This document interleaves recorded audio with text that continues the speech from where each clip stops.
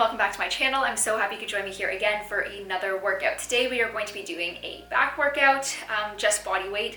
Mainly we're going to focus on things that are going to help correct posture because everybody is struggling with posture. I feel like if you're sitting at a desk a lot, you really are struggling with your posture. So I'm going to do a few exercises to try and correct that because there's no point in building strength on your back if your back isn't aligned properly, because then you're going to be likely feeding the wrong muscles and building the wrong muscles, and it's going to pull you into more of a hunch or lordosis, which is like when you have your an arch in your low back and you're walking around looking like an S. So we're going to do exercises to help fix that. You can do a few of these exercises like every other day.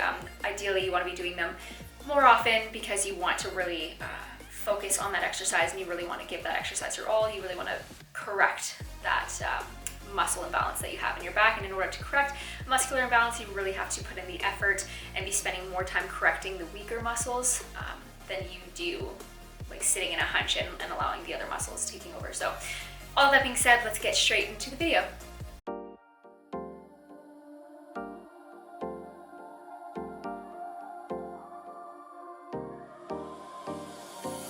Time for a love potion, a little sweet and spice. Throw it all in a cauldron, mix it up real nice. Fire in my eyes, stir counterclockwise. I dream of you all night. Feel with the emotion, follow the signs. With this devotion, you will be all mine. I'm pulling you closer to me. You're finding it harder to breathe. The magic is taking over your mind entirely. I'm the only one that you see. Our first exercise is going to be the reverse plank bridge. We're doing this for 30 seconds. So for this, you want to be seated. You want your feet in front of you, your knees bent, your arms behind you. You want to roll your shoulders back and down, turning on your mid back, and you're going to press your hips up. You want your feet underneath your knees and your hands underneath your shoulders. Ideally, your hands are slightly turned out or away from your body.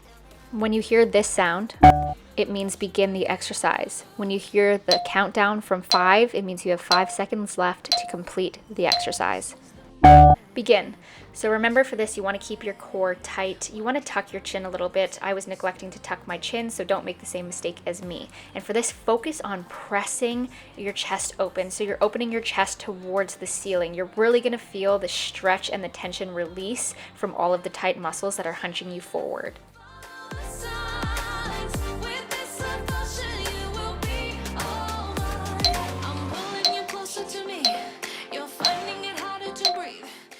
Moving on to wall slides, you want to be standing against a wall. You want your feet, your butt, your low back, your upper back, your shoulders, your elbows, and your wrists and hands against the wall. If you cannot do this, step a foot away from the wall just so that your low back, your shoulders, and your wrists are touching the wall. You want to start with your elbows bent beside your shoulder. You're going to press your arms up as high as you can go until your low back or your hands or wrists or elbows come off of the wall.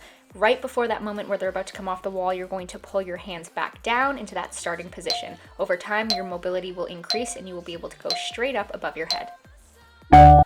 Remember, you want to keep the wall in contact with your low back, your upper back, your elbows, your shoulders, your hands and wrists, as well as your feet and your glutes. If this is hard, you take a step away from the wall and allow your low back to come in contact with the wall. Over time, your feet will be able to stand against the wall and you'll be able to reach straight over your head. This is a great exercise to work all the essential muscles in your back. You should not be feeling this in your shoulders. You should not be feeling this in your biceps. You should be feeling this in your back. Reminder, deactivate your upper traps. So relax your shoulders back and down and keep them in that position. You are not shrugging. Moving on to shoulder dislocations, you want to use a broomstick or resistance band or towel. What you're going to do is stand with your feet hip width apart. You're going to have your hands pretty wide on whatever you're holding. You're going to reach out in front of you, put the bar over your head, behind you. Try not to bend your elbows. Allow your hands to go as wide as possible. I needed a slightly wider bar, but this is what I had to use.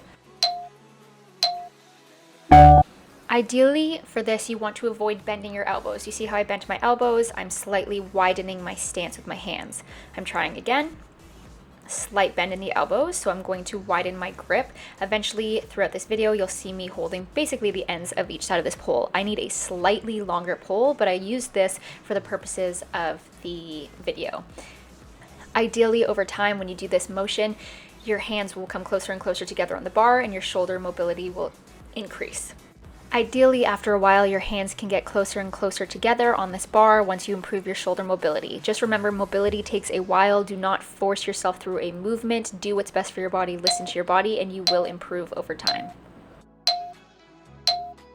Moving on to the Cobra Pose, you want your feet about hip width apart, toes facing down, hands directly under your shoulders. You're going to contract your quads, bringing your knees off the ground. Shoulder blades are back and down, and think about bringing yourself up, like bringing your upper body forward and up.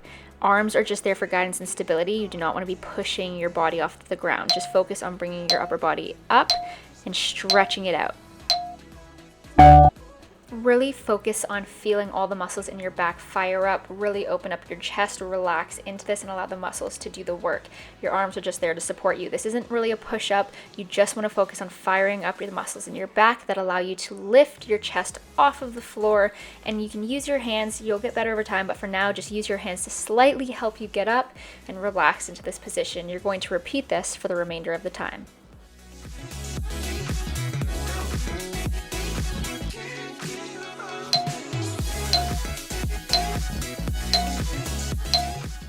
Moving on to quadruped thoracic rotations.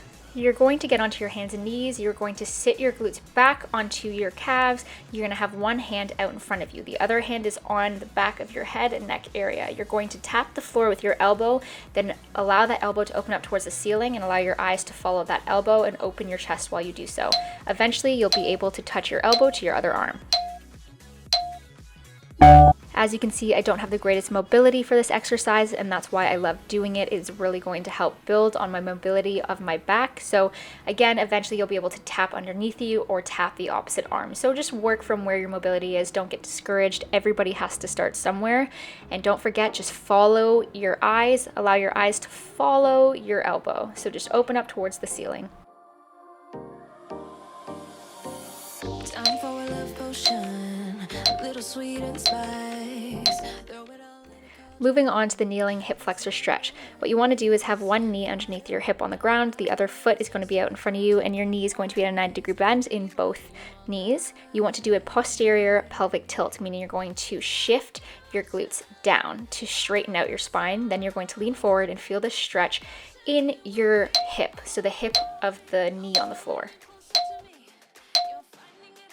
Reminder to shift your hips forward and your glutes down and then push into this stretch. You'll feel the muscle stretching out. Hold that for a few breaths. Then you're going to sit back to allow your knees to be at a 90 degree, reset your hips, and move into the movement again.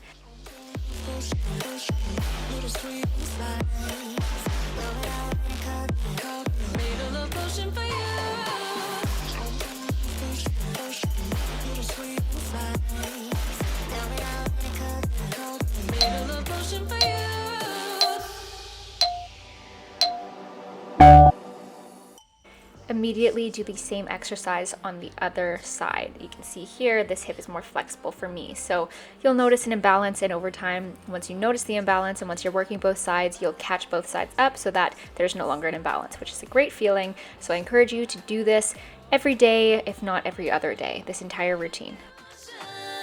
Follow the signs. With this emotion, you will be all mine. I'm pulling you closer to me.